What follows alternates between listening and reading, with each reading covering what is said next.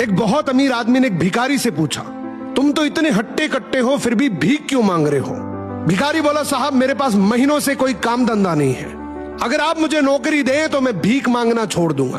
अमीर बोला, मैं नौकरी तो नहीं दे सकता, लेकिन तुम मेरे बिजनेस पार्टनर बन सकते हो। मेरे पास एक चावल का प्लांट है, तुम चावल बाजार में सप्लाई करो और मुनाफा महीने के अंत में बांटेंगे। भिखारी ने कहा, लेकिन कैसे बांटेंगे? क्या मैं 20% लूंगा और आप 80%? अमीर बोला, मुझे सिर्फ 10% चाहिए, बाकी 90% तुम्हारा होगा, ताकि तुम जल्दी तरक्की कर सको। भिखारी ने जोरों से काम शुरू कर दिया। उम्दा चावल और सस्ते दामों से उसकी बिक्री बहुत बढ़ गई और उसे खूब मुनाफा हुआ। लेकिन जब मुनाफा बांटने का समय आया तो भिखारी ने सोचा, सारी मेहनत तो मैंने की है, तो अब अमीर आदमी को 10% क्यों दूं?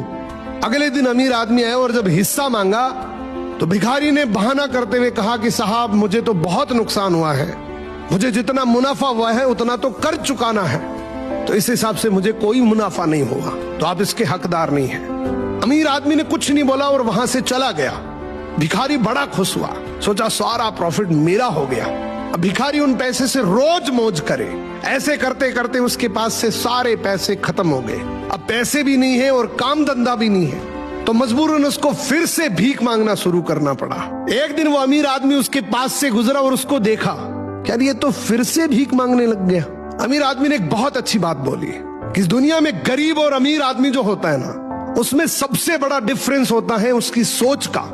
एक रिच माइंडसेट हमेशा ये सोचता है कि मुझे भी प्रॉफिट हो जाए और मेरे साथ जो काम कर रहे हैं उनको भी प्रॉफिट हो जाए, लेकिन एक पुअर माइंडसेट हमेशा ये सोचता है कि जो भी प्रॉफिट हो सिर्फ मुझे ही हो।